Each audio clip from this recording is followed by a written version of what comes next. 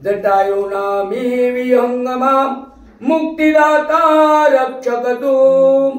तरी आता कथा प्रसंगा पुढे बोलवी नवरस प्रसंगा। जेने ऐकुनी श्रोते अंगा अनुभवातील महाराजा। मागेले अध्यायी करविले बोलणे मच्छिंद्राचे भूमंडळी शरीरानुण। वीरभद्र मारुनी केला भस्म धनवास रणांगणी। तरी आता पुढे कथा वीरभद्र निमाल्या उमाकांता। सहज गुण आठवणी चित्ता पुत्र मोय वेष्टीला। मुख वाळोनी झाले म्लान अश्रू लोटले दोन्ही नयनी। परी न बोले काही जटा वेटुनी पुत्र मोय पुंदतसे। सद्गुरुनाथ महाराज की जय। सकल श्रोत्यांच्या चरणारविंदी नतमस्तक होऊन कथेला प्रारंभ। मागच्या अध्यायामध्ये आपण बघितलेलं आहे की गोरक्षनाथाचं आणि वीरभद्राचं युद्ध चालू होतं आणि या वीरभद्राच्या युद्धामध्ये वीरभद्र मारला गेलेला आहे आणि तो मारला गेला म्हणून पुत्राच्या वियोगानं पुत्राच्या दुःखामुळं महादेवजी अगदी दुःखित होऊन आपल्या जटा विस्तारून बसले होते असं सांगत आहे। मनात मने हा पुत्र परता धैर्या लावण्य गात्रा। विद्या संपन्ना सर्वत्र जन जाणता एक होता सखी। अशा प्रकारे असणारा शोक करत होते म्हणत होते की हा माझा पुत्र काही सामान्य नव्हता। सकळ अस्त्र शस्त्र विद्यामध्ये पारंगत होता आणि तो काय खूप चांगल्या प्रकारे युद्ध करणारा होता। पण या युद्धामध्ये कसा पराजय झाला असेल असं महादेवजीच्या मनामध्ये चिंता वाटत होती। कैसा दैवहीन हातीचे गेले पुत्र निधान। काय सुनिय पारगणम तया सरसीन पवती। अशा प्रकारे असणारे शोक करत होते म्हणतात मी किती दैवहीन आहे आणि एवढे याच्या सोबत गण होते युद्धासाठी तरी पण गोरक्षनाथाने याच्यावर विजय प्राप्त केला आहे आणि याला मृतदेहामध्ये सोडलेला आहे। अशा प्रकारचे महादेवजी शोक करू लागले म्हणतात। एक इंदुख गिन सदा अपार उडू गण स्वनी व्रता। देवी वीरभद्रा विनगन सर्वता हीन तेजे वाटती। की मयुरा सर्वांगी डोळे परी देखण्याचे मंदावले बुबुळे। देवी वीरभद्रा विनगन विकळे सर्व माते भासती पळे। अशा प्रकारे असणारे कवी दृष्टांत देत होते म्हणतात मोराच्या पंखामध्ये प्रत्येक पंखामध्ये डोळे असतात पण ते डोळे लावल्यावर दिसत नाही कारण ते डोळे कसे असतात म्हणतात अज्ञानी असतात। त्याला डोळ्यात दिसायला बुबुळे नसतात बुबुळावीर डोळा असतो। तशा प्रकारचे वीरभद्रासोबत एवढे गण होते पण त्या गणांचा गोरक्षनाथाने पराभव केलेला आहे। एवढे गण असून सुद्धा वीरभद्राला मरण पत्करावं लागलं असं दुःख महादेवजी करू लागले म्हणतात। की गात्रे सकळ चांगुलपणी अंगी मिरवला लावण्य खानी। परियक घ्राण गेले सांडोनी सकळ विकळती वती। तैसे माझ्या वीरभद्रावीण सकळ विकळ दिसती गण। आहा वीरभद्र माझा प्राण परत्र कैसा गेला सोडोनी। अशा प्रकारे म्हणत होते हा वीरभद्र मला सोडून गेलेला आहे परत्र देशामध्ये गेलेला आहे कधी न येणाऱ्या ठिकाणी। आणि या वीरभद्रा वाचून त्या सकळ गण कसे दिसत आहेत अगदी विकळ आणि कसे म्हणजे माय नसल्यावर लेकरू जशा प्रकारचे दिसते तशा प्रकारचे ते गण सगळे दिसत होते म्हणतात। आईशे म्हणून मनीच्या मनात पंचानना रंबळत। ती चिन्ह जाणून गोरक्षनाथ चित्त माझे कळवळला। अशा प्रकारे असणारा एवढा काही विचार महादेवजी करत होते पण ते काय मनातल्या मनातच करत होते। होते, त्यांना बोलून दाखवायची हिंमत नव्हती, कारण गोरक्षनाथाचा त्याने गुन्हा केलेला होता. मच्छिंद्रनाथाचा देह मारल्यामुळे, त्यांना न देत असल्यामुळे तो गोरक्षनाथाने याला मारलेलं होतं. गोरक्षनाथाचा तीळ मात्रही यात गुन्हा नव्हता, म्हणून महादेवजी लज्जित होते आणि सांगण्यासही काय प्रवृत्त होत नव्हते म्हणतात. पण गोरक्षनाथ कसे होते, जाणते होते. त्यांनी मनातल्या मनात या महादेवजींचं दुःख जाणून घेतलेलं आहे असं सांगत आहे. मनात मने बद्रिकाश्रमाते माते बैसविले तया गुरुनाथे, तै रात्रंदिवस उमाकांत मजसाठी श्रमा पावे हो. अशा प्रकारे असणाऱ्या गोरक्षनाथाला म्हणजे आपल्या मागच्या उपकाराची आठवण झालेली आहे. ज्यावेळेस मला तपश्चर्येला बसवलं होतं माझ्या गुरुनं आणि 12 वर्षापर्यंत माझी महादेवजीनं काय म्हणजे देखभाल केली होती. मला काय कमी जास्त सगळं काही महादेवजीनं बघितलं होतं. माझे तर गुरु 12 वर्षे मला सोडून तीर्थाटनाला गेले होते. मग याची काहीतरी जाणीव आता गोरक्षनाथ कशा प्रकारे दाखवितील ते पुढच्या ओळीमध्ये पाहू म्हणतात. माये समान पाळून लळा माता रक्षी देवी बाळा, तरी ऐसा स्वामी चित्त कोवळा पुत्र मोये व्यक्तीला असे. ज्या प्रकारे म्हणतात आपली आई आपल्या लेकराचं सांभाळ करते, त्याचे गोड कौतिक कसे मनातून पुरविते, मनातून त्याच्यावर प्रेम करते, तिला सांगायची गरज पडत नाही. तशा प्रकारचे महादेवजीनं माझं बद्रिकाश्रमामध्ये संगोपन केलं. पण त्यांचा पुत्र माझ्या हातून मेला. आता महादेवजीला त्यांचा कळवळा लागलेला आहे, त्यांचं दुःख होत आहे. हे गोरक्षनाथाने सुद्धा आपल्या मनामध्ये जाणून घेतलेलं आहे म्हणतात. आहा तरी म्या उपकार काय व केला अनिवार, ऐसा स्वामी सिनविलाहर दुःख तुंबाळ देवनिया. अशा प्रकारे मनात आता ते काय खेद करत होते म्हणतात. एवढा माझ्यावर महादेवजीने उपकार केलेला आहे आणि तरीही मी काय त्यांच्यावर परोपकारच करत आहे. मी त्यांचा पुत्र मारला, त्यांना एवढं दुःख दिलं की हा माझा काय आहे अपराध झालेला आहे असे मनातल्या मनात गोरक्षनाथ खेद करत होते म्हणतात.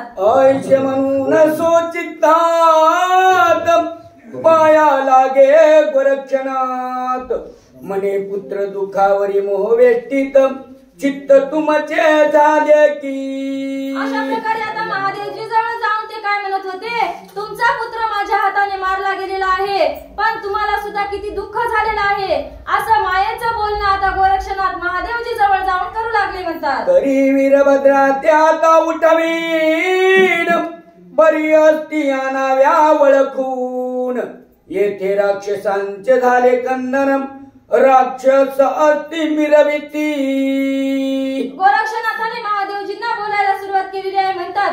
मी तुमचा वीरभद्र आता उठवितो, त्याच्यामध्ये काही संशय नाही, परंतु त्या वीरभद्रासोबत मी काही राक्षसांचा सुद्धा संहार केलेला आहे आणि राक्षसांच्या अस्थी आणि वीरभद्राच्या अस्थी या एका जागी जमा झालेल्या आहेत. त्याच्यातली वीरभद्राच्या अस्थी जर काढून दिल्या तर मी नक्की वीरभद्राला उठवीन असे गोरक्षनाथ महादेवजींना सांगू लागले. त्यात वीरभद्राच्या अस्थी मिसळल्या कृपा मूर्ती, म्हणून संशय वाटे चित्ती वीरभद्रा ते उठवावया. आता दोन्हीच्याही अस्थी एका जागी झालेल्या आहेत. जर वीरभद्राच्या अस्थी म्हणून मी त्या अस्थीवर माझ्या मंत्र संजीवनीचा प्रयोग केला तर न जाणो राक्षस उठले तर काय अनर्थ होईल. मग मला याच्यामध्ये संशय वाटत आहे की त्या अस्थी निवडाव्यात आणि मग वीरभद्राला उठवावा असं गोरक्षनाथाच्या मनामध्ये वाटत होतं आणि ते महादेवजी जवळ सुद्धा बोलून दाखवत होते म्हणतात. जरी आईशिया मिसळल्या नाथा संजीवनी परवेग जपता, सकळ राक्षस उठतील मागुता म्हणून चिंता व्यापिली. मला याला उठवायला काही वेळ लागणार नाही म्हणत होते, मी आताही उठवितो, पण या अस्थी एकमेव झाल्यामुळं मला भीती वाटत आहे की न जाणो राक्षसच वीरभद्राला उठवायला गेलं तर राक्षसच उठतील आणि हा अनर्थ होईल. मग वीरभद्राला उठविण्यासाठी त्याच्या अस्थी बाजूला घ्याव्या लागतील असे महादेवजींना गोरक्षनाथ म्हणू लागले. ऐश बोलत गोरक्षनाथी नीलग्रीव म्हणे कृपा मूर्ती, वीरभद्राच्या सकळ अस्थी ओळखून काढीन मी. असं आश्वासन दिलं गोरक्षनाथानं की मी नक्की उठविल. असं म्हणल्याच्या नंतर महादेवजी म्हणाले, हे बघ गोरक्षनाथा, तू जर वीरभद्राला उठवायला तयार असशील तर मी काय करेल म्हणजे वीरभद्राच्या अस्थी निवडून काढील आणि तुझ्या जवळ देईन, असं महादेवजी गोरक्षनाथाला सांगू लागले. माझे गण आहे तज तुले, ते आसनी शयनी भोजनी भले, मम नामी रक्त झाले काया वाचा बुद्धीने. बघ म्हणले गोरक्षनाथा, माझे शिवगण आणि राक्षस यांच्यामध्ये हा फरक आहे. माझे जे शिवगण आहेत ना म्हणजे ते काय करतात, आसनी शयनी बसल्या जागी असो, जेवण करत असो, कोणत्या कार्यात मग्न असो, तरी सुद्धा माझ्या नावाचा रात्रंदिवस उच्चार करतात. मग हे माझ्या जो नावाचा उच्चार करील तो माझा गण नेमला जाईल. अशा प्रकारचे महादेवजी गोरक्षनाथाला सांगू लागले. तरी चित्त बुद्धी अंतकरणी वीरभद्र नामी गेला वेटणी, जाग्रत सुषुप्त स्वप्नी वेष्टिलासे मम नामी. अशा प्रकारे असणारे त्या शिवगणासारखाच म्हणजे माझा पुत्र सुद्धा माझ्या नावामध्ये रात्रंदिवस तत्पर असतो. माझ्या नावाखेरीज तो दुसरं काहीच नाव घेत नाही. मग वीरभद्राची हाडं सुद्धा शोधायला वेळ लागणार नाही आणि अडचण कोणती येणार नाही. अशा प्रकारचे महादेवजी म्हणत होते. आईश बोलून शंकर रणभूमीत करी संचार, मग तेथे असती उचलून सत्वर करणी आपुल्या लावित से. अशा प्रकारे गोरक्षनाथाला बोलल्याच्या नंतर गोरक्षनाथाने उठवितो म्हणल्याच्या नंतर महादेवजी स्वतः रणांगणामध्ये गेलेले आहेत आणि तिथल्या प्रत्येक अस्थी उचलायच्या आणि आपल्या कानाला लावून पाहायच्या. त्यांच्यातून आवाज येतो का हे पाहायचं आणि पुढे काय करायचं ते सांगतील म्हणतात. ऐसे परिशोध करिता वीरभद्र जेथे पडला होता, तेथे जाऊन अवचट हसता अस्थि उचली तयाच्या. अशा प्रकारे असं करत करत प्रत्येक अस्थि कानाला लावून पाहत पाहत म्हणजे सामोरा जात जात ज्या ठिकाणी वीरभद्र पडलेला होता त्या ठिकाणी महादेवजी गेले आणि त्या अस्थि धरून आपल्या कानाला लावून पाहू लागले म्हणतात. अस्थि उचलून करणी लावित तव त्या अस्थि मंद शब्द करीत, शिव शिव म्हणून शब्द येत शिवकरणी तत्वता. वीरभद्राच्या अस्थि महादेवजीने जेव्हा हातात धरले आणि आपल्या कानाला लावल्या तर त्यांच्यामधून मंद मंद स्वर येत होता म्हणतात. ओम नमः शिवाय मंत्राचा जप त्या अस्थि मधून येत होता असं महादेवजींच्या मनामध्ये भासलेलं आहे.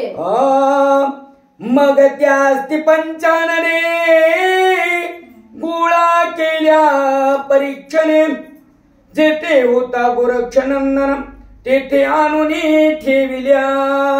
अशा प्रकारे असणारा महादेवजीने सगळ्या वीरभद्राच्या अस्थि जमा केल्या आणि त्या अस्थि जमा करून जिथं गोरक्षनाथ उभे होते त्या ठिकाणी आणून गोरक्षनाथाच्या समोर उभ्या ठेवून दिलेले आहेत म्हणतात. मग तो विद्यार्णव केशरी भस्मची मुठी कवळुनी करी, वीरभद्र नामी साचोकारी संजीवनी स्मरलासे. आपल्या समोर महादेवजीने अस्थि आणल्याच्या नंतर आपल्या भस्म झोळीमध्ये हात घातला, भस्माची मुठी काढली आणि मंत्र संजीवनीचा जप करून आता त्याच्यावर प्रेरित गोरक्षनाथ झाले आहेत म्हणतात. होता संजीवनीचा प्रवेग पूर्ण, वीरभद्र उठला ते धरून, म्हणे माझे धनुष्यबाण कोठे आहे सांग की. अशा प्रकारे असणारे गोरक्षनाथाने मंत्र संजीवनीचा जप केला आणि त्या हाडावर टाकल्याच्या नंतर जसा काही झोपेतून जागा होतो त्या प्रकारचा खडबडून वीरभद्र उठला आणि उठून म्हणतो, माझा धनुष्य आणि माझा बाण कोणीकडे आहे तो माझ्या जवळ द्या. अशा प्रकारचं कठोर शब्दामध्ये वीरभद्र बोलत होता म्हणतात. व्यापिले पार राक्षस कोटी तुतके मारिना आता जठी, उपरी गोरीक्षा यमपुरी शेवटी प्रतापाने दावी नकी. एवढा बोलत होता म्हणत होता की हे बघा किती राक्षस गोरक्षनाथाने निर्माण केलेले आहेत तेवढ्यांचा शेवट करीन आणि राहिला सायला गोरक्षनाथ म्हणले त्याला सुद्धा मी काय करील आता माझ्या बाणांच्या प्रभावाने यमपुरीला पाठविल, पण माझा धनुष्यबाण आधी माझ्या जवळ द्या अशा प्रकारचा वीरभद्र पुन्हा युद्ध करायला सज्ज होत होता म्हणतात. ऐश वीरभद्र बोले वचना करी धरी पंचानन मुने बापा ताशिनम व्यर्थ बोलाचा न करी. अशा प्रकारे असणारे असं बोलल्याच्या नंतर महादेवजीने त्यांचा हात चटकर धरला. हे बघ म्हणले वीरभद्र, असं बोलू नको, असं अभद्र बोलणं बरोबर नाही. कारण कोणामुळे त्याचा प्राण वाचलेला होता, कोणी त्याला मृत्यूमधून उठवलेलं होतं हे गोरक्षनाथाला माहित नव्हतं. पण महादेवजींनी साक्षात बघितलं होतं. म्हणून महादेवजी म्हणू लागले, तू असं वाईट मंगळ बोलू नको. अशा प्रकारचे महादेवजी त्यांना सांगू लागले. मग हृदयी कवळून त्या ते सांगितला सकळ व्रतांत उपरी म्हणे उमाकांत स्नेह नाती धरावा. अशा प्रकारे असणारे आपल्या बाळाला उठल्याच्या नंतर त्याला खूप चांगलं वाटलं, समाधान वाटलं, आपल्या हृदयाला धरलं आणि सांगितलं, हे बघ म्हणले वीरभद्रा, तू काय कर म्हणले, युद्धाचं नाव आता सोडून देते, मनामध्ये सुद्धा आणू नको. कारण तुला गोरक्षनाथाने स्वतः उठवलेलं आहे आणि तू त्यांच्यासोबत वैरत्व पत्करू नको, तू त्यांच्यासोबत मित्रता कर, असा बोध महादेवजी आपल्या मुलाला करत होते. मग गोरक्षाने वीरभद्र जेठी उभयतांची करविली भेटी उपरी म्हणे स्नेह पोटी उभयतांनी रक्षावा. अशा प्रकारे गोरक्षनाथाला एकीकडून घेतलं, एकीकडून वीरभद्राला घेतलं आणि दोघांनाही सांगितलं. वीरभद्राला म्हणले, हे बघ वीरभद्रा, तू काय कर म्हणले, तू यांच्यासोबत स्नेह ठेव आणि तुला काय वीरभद्राने नाही गोरक्षनाथाने उठवलेलं आहे, म्हणून तू त्यांचा वैर धरू नको, तू त्यांच्या विषयी आपल्या मनामध्ये स्नेह प्रेम स्वीकार कर आणि तू त्यांच्यासोबत चांगल्या प्रकारे राहा. असे महादेवजी दोघांची भेट करून देत होते म्हणतात. उपरी 72 कोटी 84 लक्ष शिवगण प्रतापी महादक्ष ते वायू चक्री असता प्रत्यक्ष उत्तरी गोरक्ष कतयासी. अशा प्रकारे असणारा गोरक्षनाथाचा प्रताप काय थोडा नव्हता म्हणतात. वीरभद्राला मारलंच होतं, पण त्यांचे 72 कोटी 84 लाख एवढे शिवगण सगळे वाऱ्यामध्ये फिरविले जात होते म्हणतात. अजूनही ते थांबले नव्हते. पण आता वीरभद्र उठल्याच्या नंतर, त्यांच्यामध्ये प्रेम वार्ता झाल्याच्या नंतर त्यांनी ते सगळे शिवगण सुद्धा खाली उतरलेले आहेत असं सांगत आहे. मग सकळ समुदाय एक करून जाते झाले गोरक्ष नमुन येरीकडे राव त्रिविक्रम राज्य वैभवी गुंतला.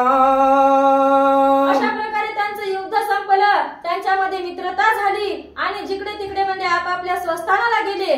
पण आता कथेला दुसरं वळण लागलेलं आहे. इकडे काय झालेलं आहे म्हणतात, त्रिविक्रम राजा आपल्या राज्यामध्ये यथासांग राज्य करायला सुरुवात झालेली आहे म्हणतात त्यांची. गोरक्ष सकाळ सेव मांदसा रक्षण करी शिवालयास तो त्रिविक्रम राव दर्शनास अकस्मात पातला.